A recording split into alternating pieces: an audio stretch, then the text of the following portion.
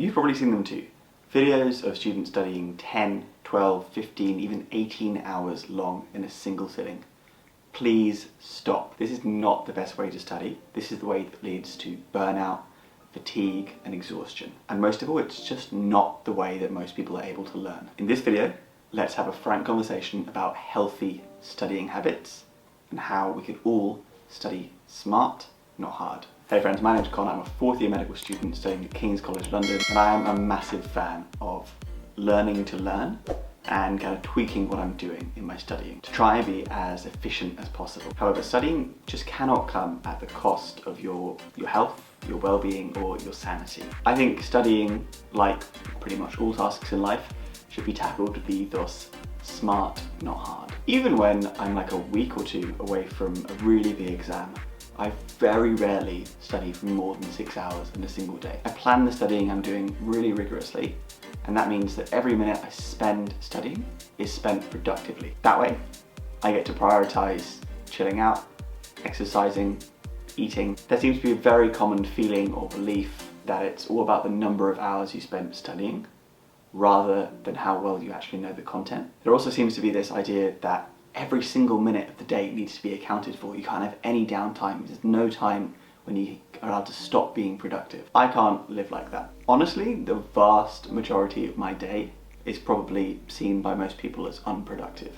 I spend a lot of time watching Netflix, playing video games, scrolling through social media and various other time-wasting activities. Honestly, the same could be said of my studying in some ways. I do not study that much. I get good grades, I don't get the best. I'm not in the top 5 or 10% or anything at my university, but I'm not trying to be either. At the same time, I do have huge admiration for the people who feel like they're really able to benefit from these marathon study sessions. I'm not saying don't, I'm just saying don't feel like you have to.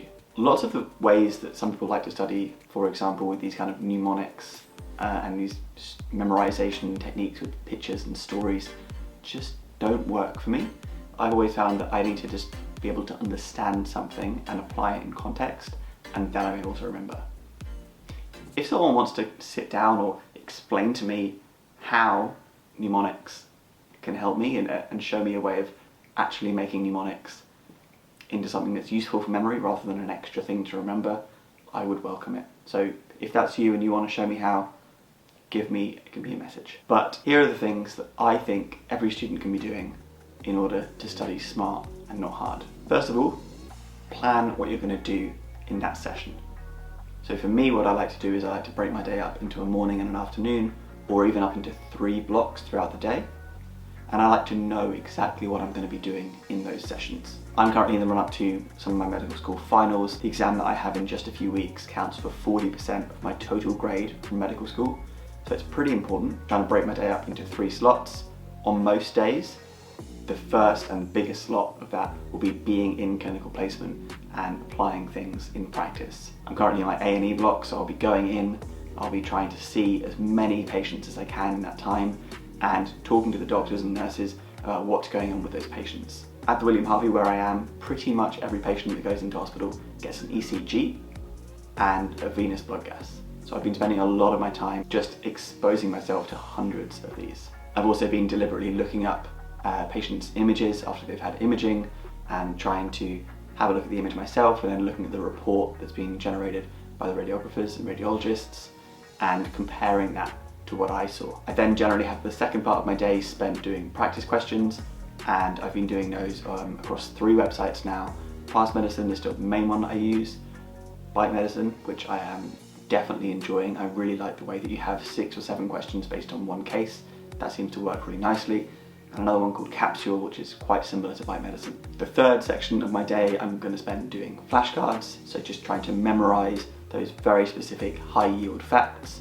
And I will either be doing my own flashcards that I make in Notion, or I use the knowledge tutor section of Fast Medicine, which is rather than kind of big long questions, it's often a single sentence and then you've got to choose from a list of things. It's kind of like a multiple choice flashcard. Whether you want to sit down on Sunday night and plan out your entire week, what you're going to study, or like I do, just get up in the morning and just give yourself a brief outline for what you're going to be doing in each of those 3 sections. Find something that works for you. Lesson number 2 that I've learned about studying is to pace yourself.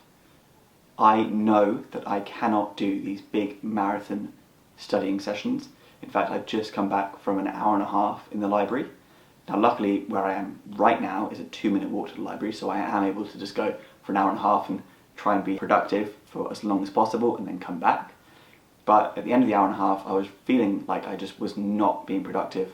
The questions I was doing were not going in. So instead I just came back home, do something else, record some YouTube videos for a little while, and then I'm going to jump back into studying.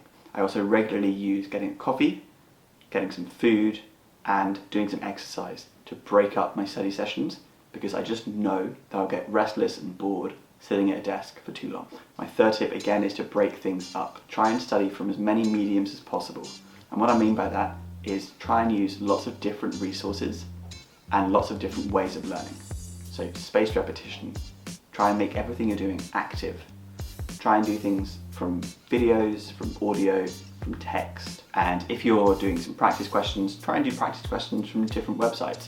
Unless there is a big resource that's given to you directly by your school or university, I would recommend trying out different third-party ones, because no third-party organisation is going to be perfect at replicating whatever style of question you have at your school. So do as many as possible and you get a much broader picture. The fourth thing I've definitely learned is to not be overconfident. It can be really easy to just decide that you know something and to decide that because you've been answering all of the questions on that correctly for the last week, you can just ignore it until the exam. Don't. There is always room to improve, first of all, and there is always time to forget something. So you need to keep revisiting things, even if it's just, have a quick look at one question just to make sure that you still remember how to do it. For me, I'm definitely finding that with ECGs, for example. I know I've spoken about them a couple of times recently, but ECGs are very complicated, but there is also just a very kind of systematic way that you can work through them, but it's something that I've actually found I've forgotten. And lastly, it's to experiment. The transition from school to university, or even from the early years of medical school to the clinical years of medical school, is really big. It's a big jump and it's a lot to get used to. When you're faced with different challenges, you don't actually know yet what's going to work best for you. So give things a go. If you haven't tried flashcards before, decide to make some flashcards and commit to practicing them every day for a couple of weeks. If they don't work for you, that's fine. Stop using them. They'll be a waste of time if they're not working at all, and move on to something else. I'm planning on doing a whole lot more study with me's because I just need to get in those studying hours, and I figured if I'm filming it, then I have to be concentrating.